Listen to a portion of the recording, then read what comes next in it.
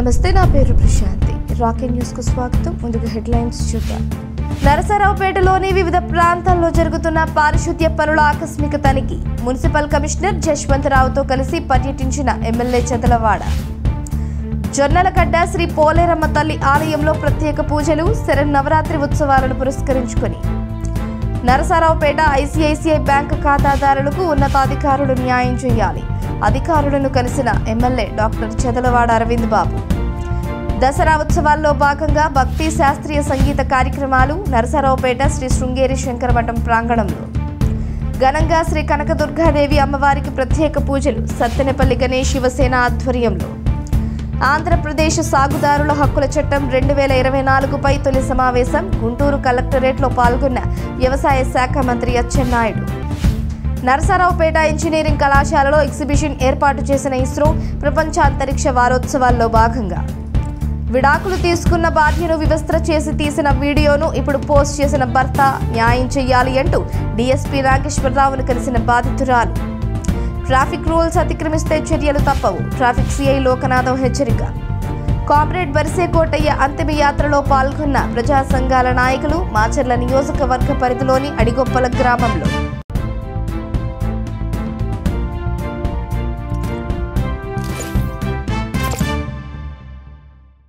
సర్వమంగళ మాంగళ్యే శివే సర్వార్థ సాధికే శరణ్యే త్రయంబకే దేవి నారాయణి నమోస్తుతే. అమాయకులైన తన బిడ్డల పట్ల చల్లని తల్లి, ఆకలి అన్నవారి కడుపు నింపే అన్నపూర్ణ, లాలించి పాలించే భ్రమరాంబ, అమ్మలగన్న అమ్మ, ముగ్గురమ్మల మూలపుటమ్మ, శిష్ట రక్షణ, దుష్ట సంహారం, ఆయుధ పూజ, భక్తి పారవస్యం. విజయదశమి శుభదినం. రాకీ న్యూస్ ప్రేక్షకులకు దసరా శుభాకాంక్షలు. నరసరావుపేట పట్టణంలో మంగళవారం ఎమ్మెల్యే డాక్టర్ చెదలవాడ అరవింద్ బాబు ఆకస్మిక తనిఖీలు చేపట్టారు.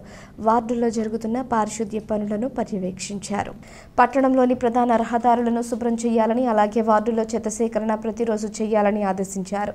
ఇక నుంచి వారంలో కనీసం 4 రోజుల పాటు పారిశుద్ధ్యం పనులపై ఆకస్మిక తనిఖీలు నిర్వహిస్తామని చెప్పారు. ఆకస్మిక తనిఖీ సమయంలో ప్రజలు ఇచ్చే ఫిర్యాదులను కూడా పరిగణలోకి తీసుకుని అధికార సిబ్బందికి తగిన ఆదేశాలు ఇవ్వడం జరుగుతుందన్నారు. ఎక్కడైనా లోపాలు గుర్తిస్తే వెంటనే సిబ్బందిని సమాయత్తం చేస్తున్నట్లు ఎమ్మెల్యే డాక్టర్ చెదలవాడ అరవింద్ బాబు తెలిపారు.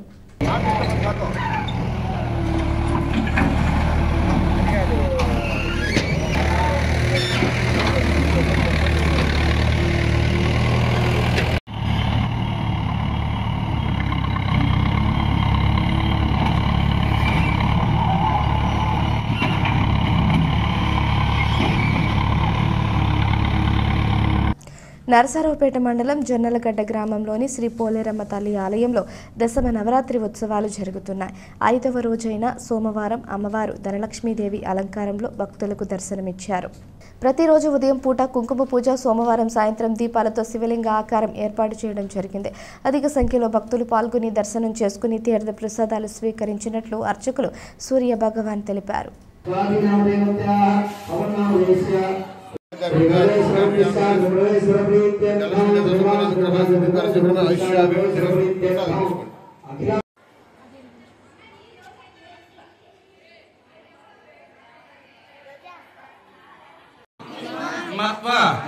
क्षमस्व सकलोपचार पूजां समर्पयामि.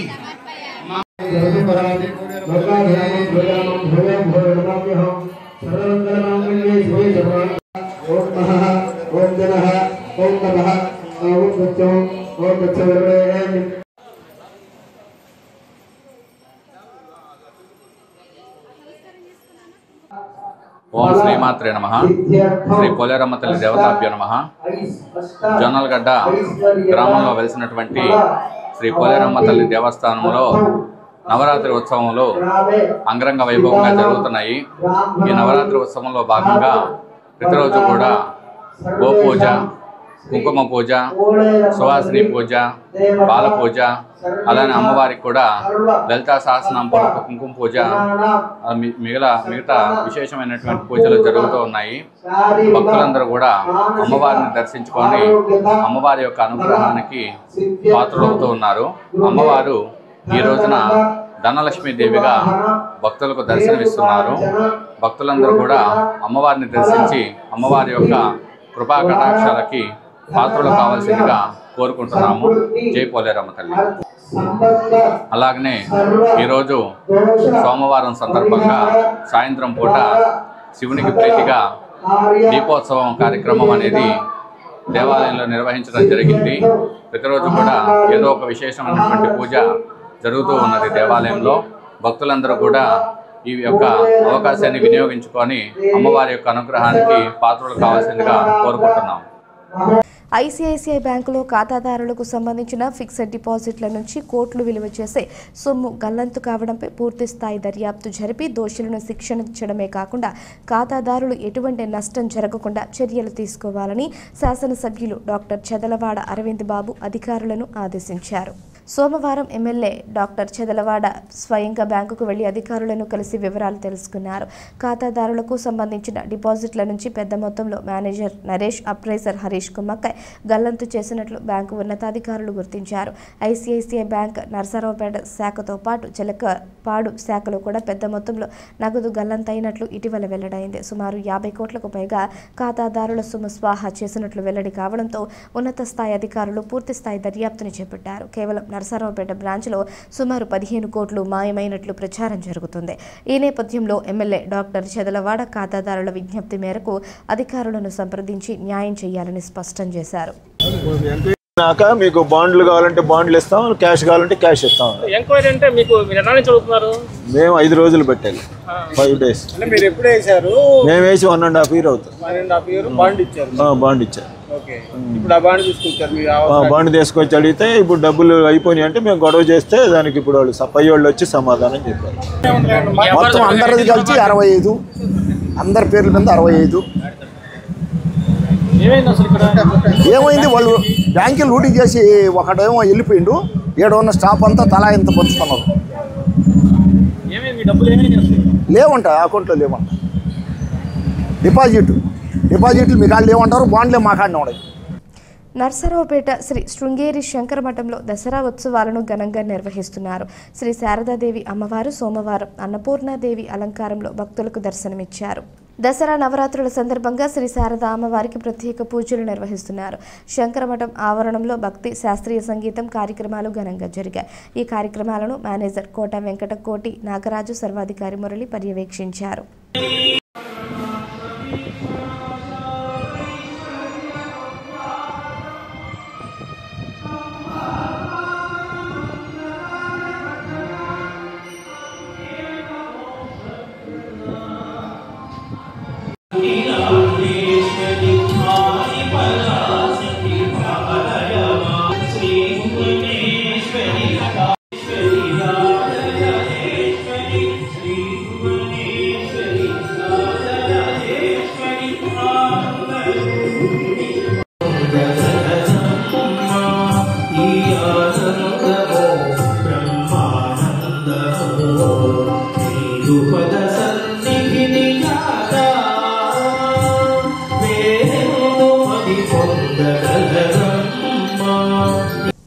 దసరా మహోత్సవాలను పురస్కరించుకుని సత్తెనపల్లి పట్టణంలోని కొత్తపేట మహాలక్ష్మమ్మ చెట్టు వద్ద గణేష్ శివసేన ఆధ్వర్యంలో నిలువెత్తు విగ్రహాన్ని ఏర్పాటు చేశారు. శ్రీ కనకదుర్గాదేవి అమ్మవారిని ఏర్పాటు చేసినట్లు నిర్వాహకులు తెలిపారు. భక్తి శ్రద్ధలతో అమ్మవారిని రోజుకొక ప్రత్యేక అలంకరణతో ఘనంగా పూజిస్తున్నారు. మహిళలు అష్టలక్ష్మి అవతారాలు సంబంధించిన ఆదిలక్ష్మి, ధాన్యలక్ష్మి, ధైర్యలక్ష్మి, గజలక్ష్మి, సంతానలక్ష్మి, విజయలక్ష్మి, విద్యాలక్ష్మి, ధనలక్ష్మి ప్రతిమలను ఏర్పాటు చేసుకుని ప్రత్యేక పూజలు నిర్వహించారు. ఈ సందర్భంగా మహిళల భక్తి పాటలకు అనుగుణంగా చేసిన కోలాట నృత్యం ప్రేక్షకులను విశేషంగా ఆకర్షించింది. మహిళా భక్తురాలైన దేవరపల్లి నవీన పూజించడం ద్వారా కలిగే ఫలితాలు వివరించారు. భక్తులకు గణేష్ శివసేన ఆధ్వర్యం ప్రసాదాలను అందజేశారు.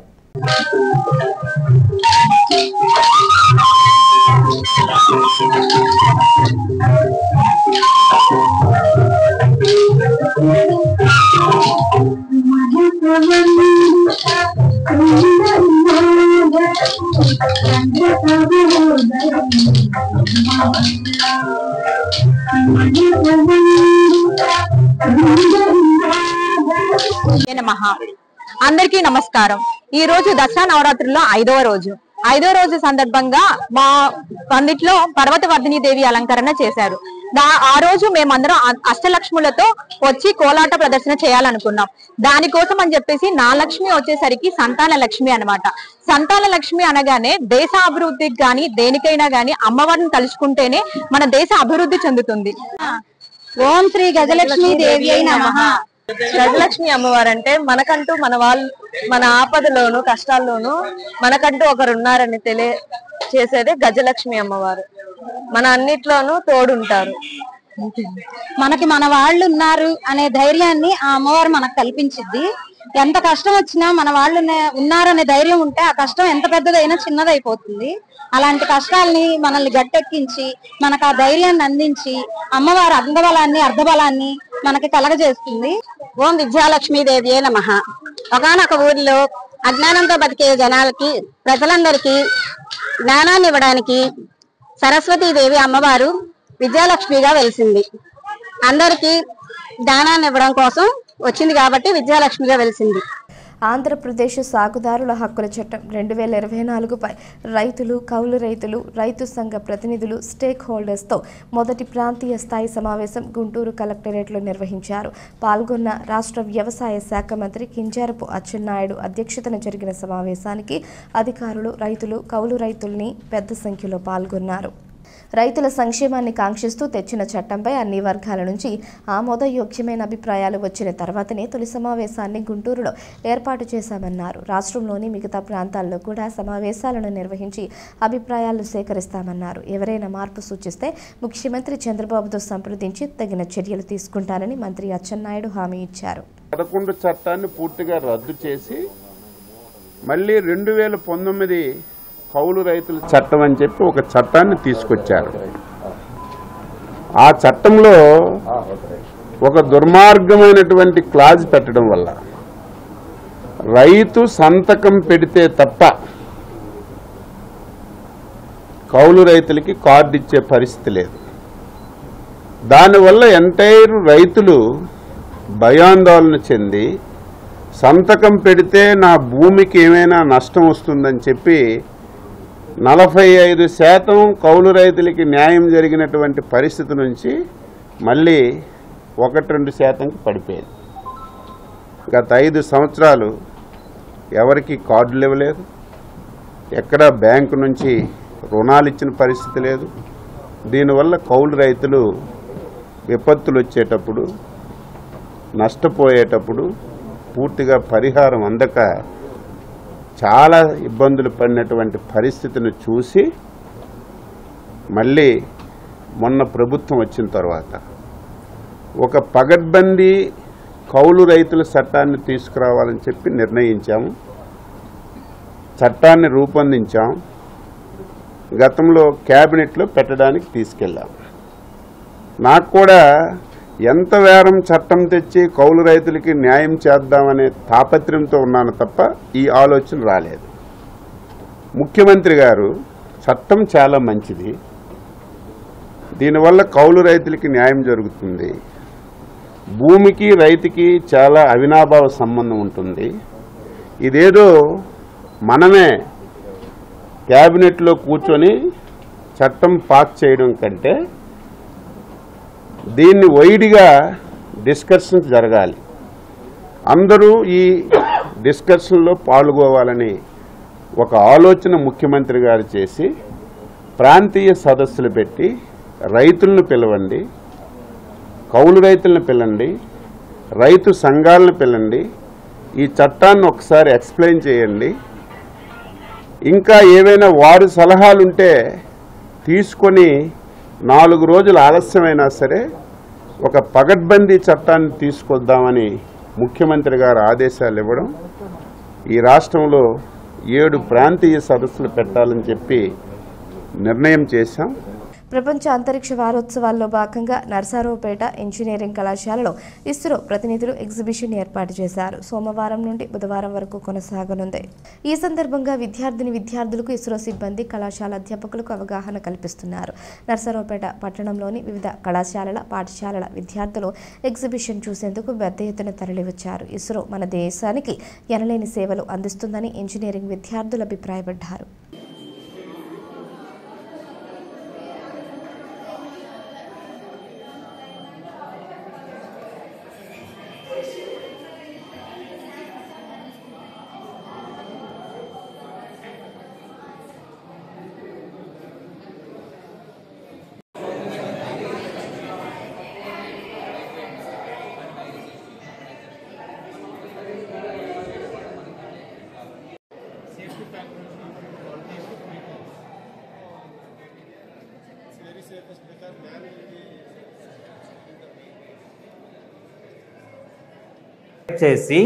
The main objective of this World Space Week celebrations is to spread awareness about rockets and satellites technology to the students, igniting young minds, so that you all will get interest towards space technology.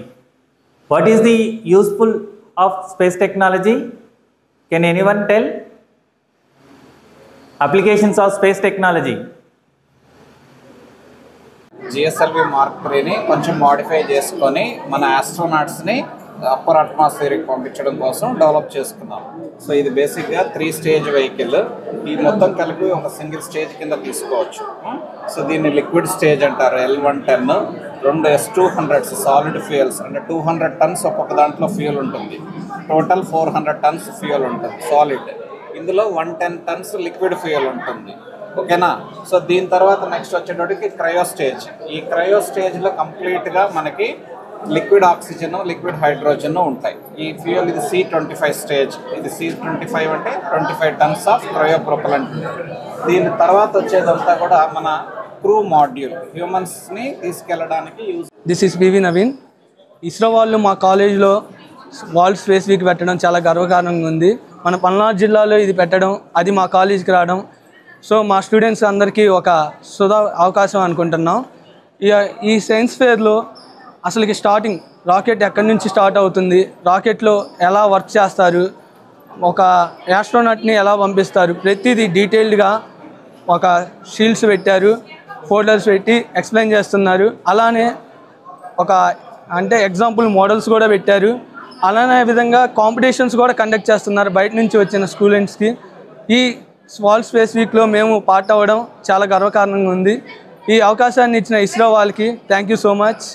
From Narsapeta engineering college నుంచి మా కాలేజ్కి వచ్చిన ప్రతి పిల్లలు అందరికీ మేము డీటెయిల్గా explain చేస్తున్నాం. ప్రతి అంటే సైడ్ దగ్గర మా వాళ్ళు ఉండి ఎక్స్ప్లెయిన్ చేస్తున్నారు. అలానే వీడియో షోస్, వాళ్ళు వచ్చిన ప్రతి స్టూడెంట్కి అసలు ఎలా జరుగుతుంది, ఏం జరుగుతుంది అని ప్రతిదీ డీటెయిల్గా బుక్స్ ఇస్తున్నాం. ఓకే, ఇస్రో వాళ్ళు మా కాలేజ్కి వచ్చినందుకు thank you so much. Thank you very much. పేరు doctor T Srinivas Reddy, scientist from Sriharikota. So మేము నిన్న శ్రీహరికోట నుంచి ఈ నర్సరావుపేట ఇంజనీరింగ్ కాలేజీకి ఇస్రో ఎగ్జిబిషన్ని వరల్డ్ స్పేస్ వీక్ సెలబ్రేషన్స్ భాగంగా తీసుకొచ్చాము. ఇక్కడ నిన్న మార్నింగ్ ఇనాగ్రేషన్ జరిగింది. ఈ నర్సరావుపేట పల్నాడు డిస్ట్రిక్ట్లో ఉన్న అన్ని స్కూల్ చిల్డ్రన్స్ అందరికీ కూడా ఇస్రో నుంచి ఇప్పటి వరకు వచ్చినటువంటి రిజల్ట్స్, ఫ్రూట్స్ని అందరికీ తెలియాలి అనే ఉద్దేశంతో ఈ ఎగ్జిబిషన్ని మేము ఇక్కడ ఎస్టాబ్లిష్ చేశాము. సో నిన్న మార్నింగ్ మన లోకల్ ఎమ్మెల్యే గారు, ఎస్పీ గారు ఇనాగ్రేట్ చేశారు. చేసిన తర్వాత నుంచి మా ఎగ్జిబిషన్ స్టార్ట్ అయింది. మేము రకరకాల కాంపిటీషన్స్ కూడా అందరు స్టూడెంట్స్కి కండక్ట్ చేస్తున్నాము. క్విజ్ ఎగ్జాము, తర్వాత డ్రాయింగ్ కాంపిటీషన్, ఎలక్యూషన్ అలా కండక్ట్ చేస్తున్నాం.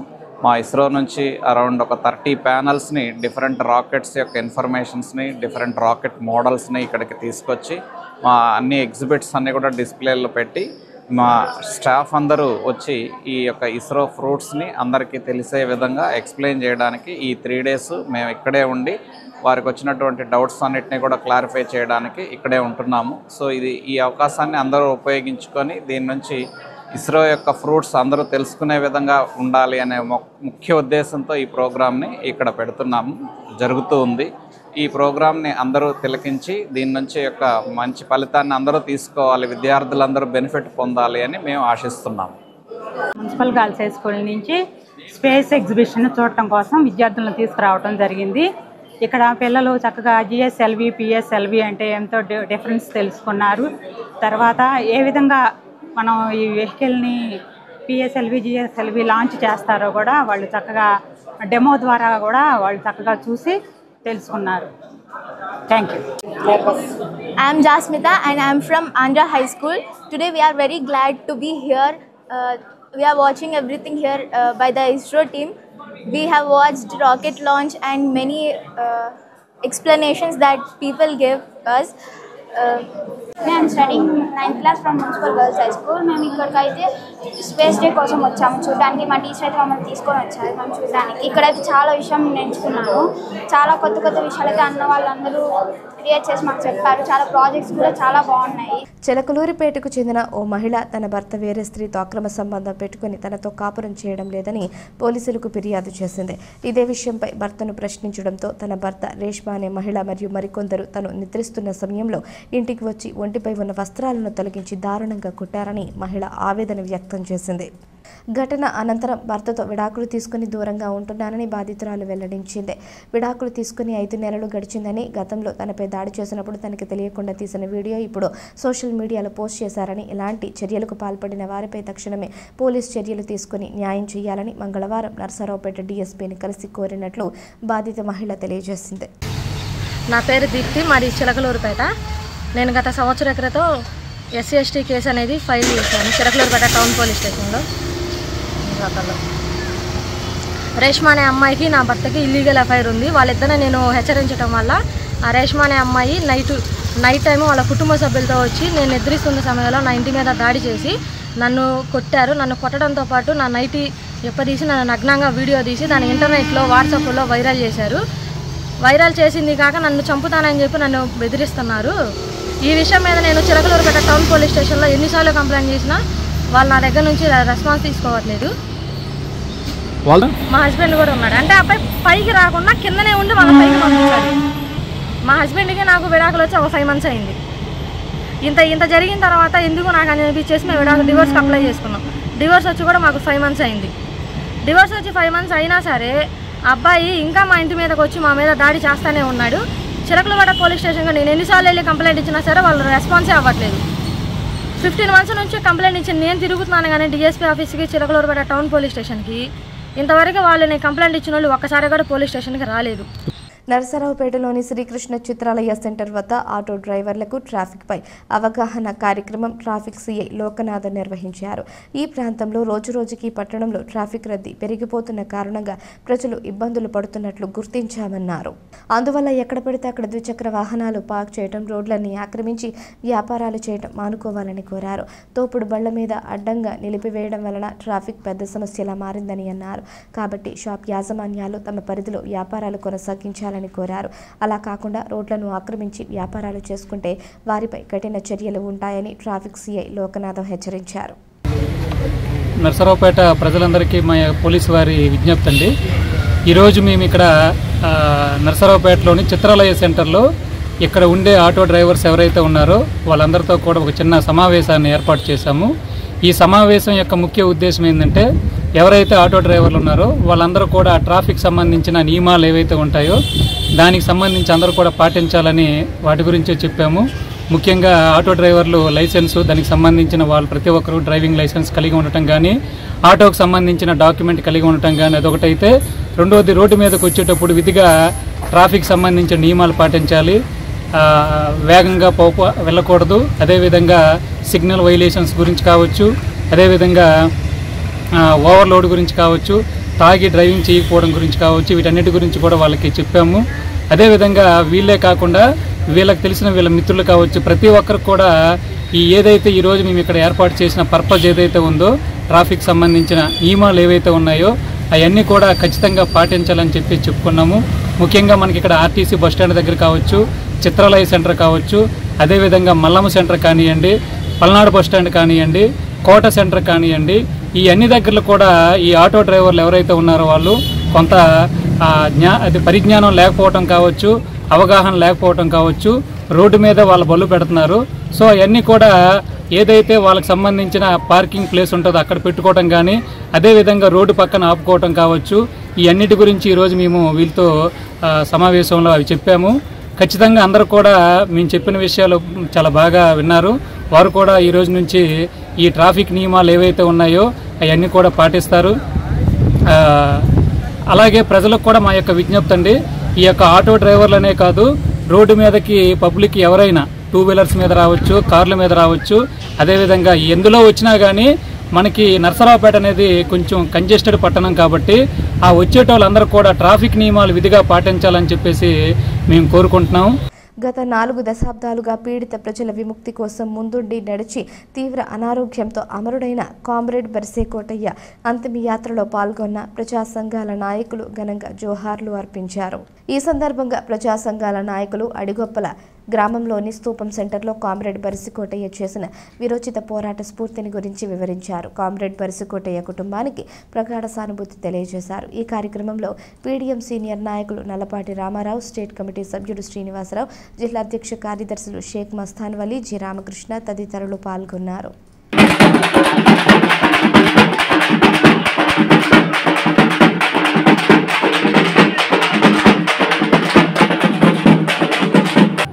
లేనటువంటి నిరుపేదల కోసం ఆనాడు విప్లవకారులు భూమి పంచితే భూమి ప్రజలకి దక్కాలని చెప్పేసి నిరంతరం ప్రజల పక్షాన నిలబడి ఆ భూమి ఈ గ్రామంలో ఉన్నటువంటి పెత్తందారులు ఆ భూమిని కాజేయాలని చూసిన ఎన్నో సందర్భాల్లో కూడా ప్రజల పక్షాన నిలబడి కలెక్టర్ ఆఫీసుల చుట్టూ, ఆర్టీఓ ఆఫీసుల చుట్టూ తిరిగి భూమి కోసం ఈ ప్రజలకు చెందినటువంటి భూమి ప్రజల దగ్గరే ఉండాలి, ప్రజల చేతుల్లో నుంచి పోకూడదని చెప్పేసి భూమిని ప్రజల పక్షాన నిలబెట్టడం కోసం ఆర్నిశలో తప్పించేవాడు బర్సే కోటయ్య.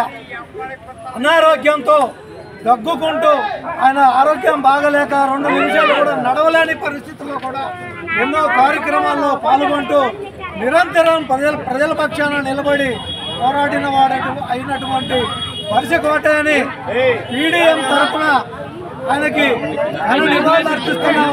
ఆయన కుటుంబానికి కూడా తెలియపరుస్తాను.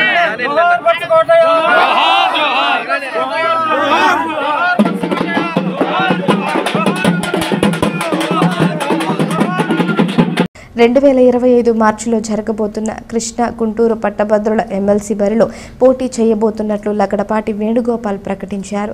ఈ సందర్భంగా పల్నాడు జిల్లా మాచర్లలో ప్రెస్ క్లబ్ భవన్లో జరిగిన విలేకరుల సమావేశంలో మంగళవారం నాడు వారు మాట్లాడుతూ గత ప్రభుత్వాలు ఎన్ని వచ్చినా కానీ శాసనమండలి ఏర్పడిన తరువాత పట్టభద్రుల సమస్యలు వాగ్దానాలకే పరిమితం అయ్యాయని విమర్శించారు. ఈ సందర్భంగా దశాదిశ లక్ష్యాలతో మేనిఫెస్టోని రూపొందించారని, ఈ మేనిఫెస్టోలో 10 అంశాలు ఉన్నావని వీటిని ప్రభుత్వాలు పరిశీలించాల్సిన అవసరం ఉందని అన్నారు. అంతేకాకుండా ఈ 2 జిల్లాల్లో కూడా వివిధ ప్రాంతాల్లో నిరుద్యోగ యువత అనేక సమస్యలతో కొట్టుమిట్టాడుతున్నారని, వాటిని కూడా అధ్యయనం చేసి రాబో రోజుల్లో మేనిఫెస్టోలో రూపొందిస్తామని విలేకరులు అడిగిన ప్రశ్నలకు సమాధానం చెప్పారు. అనంతరం 10 అంశాలతో కూడిన మేనిఫెస్టోని విడుదల చేశారు. ఈ కార్యక్రమంలో జిల్లా బీసీ సంఘం నేత బి శ్రీనివాసరావు, మాచర్లపుర ప్రముఖులు ఆదినారాయణ పాల్గొన్నారు. ఇండిపెండెంట్ అభ్యర్థిగా నిలబడాలనుకున్నాను. ఆ విషయమై గుంటూరు కృష్ణా పట్టభద్రులు ఓటర్లుగా నమోదు చేసుకోమని చెప్పడానికి నేను తిరుగుతూ ఉన్న అదే నేపథ్యంలో నేను పోటీ చేయడానికి కారణం, అలాగే ఎందుకు పోటీ చేయడానికి తెలియజేయడానికి నేను ఒక 10 దిశ లక్ష్యాలతో కూడిన మేనిఫెస్టోని విడుదల చేస్తామని జరుగుతూ ఉంది అన్ని జిల్లా సెంటర్లు. దానిలో భాగంగా పల్నాడు జిల్లాకి దృష్టిలో పెట్టుకొని మాచర్లు వచ్చానమాట. ఆ దిశ లక్ష్యాలతో కూడిన మేనిఫెస్టో నేను విడుదల చేయాలని వచ్చాను. దాంతోపాటు నా విషయం నా పరిచయం చేసుకోవాలంటే నేను నారాయణగూడూరు వాస్తవానికి గుంటూరు పక్కన జరిగిన నేను విద్యాభ్యాసం అంతా నారాయణగూడలో జరిగింది, కాలేజీ అభ్యాసం అన్న తెనాలో జరిగింది, పీజీ ఉజ్జయిన్లో జరిగింది, ఈ బీఈడి మళ్ళా ఎంఈడీలు ఇవన్నీ గుంటూరులో చేయడం జరిగింది. ఏదైనా కానీ మా కుటుంబం రాజకీయ నేపథ్యం కలిగిన కుటుంబం, మేము రాజకీయాలు అతీతులు ఏం కాదు, అయితే ఇండిపెండెంట్గా పోటీ చేస్తామని మాకు ఏం రాజకీయాలు లేవనుకోవడం తప్పు. రాజకీయాలు ఉండాలి. మా వాళ్ళు, మా పెద్దలు కానీ, మా పూర్వీకులు కానీ త్యాగాలతో కూడిన రాజకీయాలు చేశారు. అందుకని ఆ స్ఫూర్తితోనే నేను ప్రజల సమస్యలపై పోరాడటానికి ఈ వేదిక ఉపయోగించుకుంటూ ముందుకు నడుస్తాను. ఆ నేపథ్యంలో వృద్ధుల కోసం, నిరుద్యోగుల కోసం, మహిళల కోసం, కార్మికులు, వ్యవసాయ కార్మికులు, అలాగే రకరకాల సమస్యలతో కూడుకున్న సమాజాన్ని రుగ్మతలను ఎదుర్చు పోరాడాలనే దృష్టితో నేను ఈ వేదికను వాడుకున్నాను, పోటీ చేస్తాను. ఈ వార్తలు ఇంతటితో సమాప్తం. తిరిగి ప్రసారం అయ్యే రాకెట్ న్యూస్లో మళ్ళీ కలుసుకుందాం. అంతవరకు సెలవు. నమస్కారం.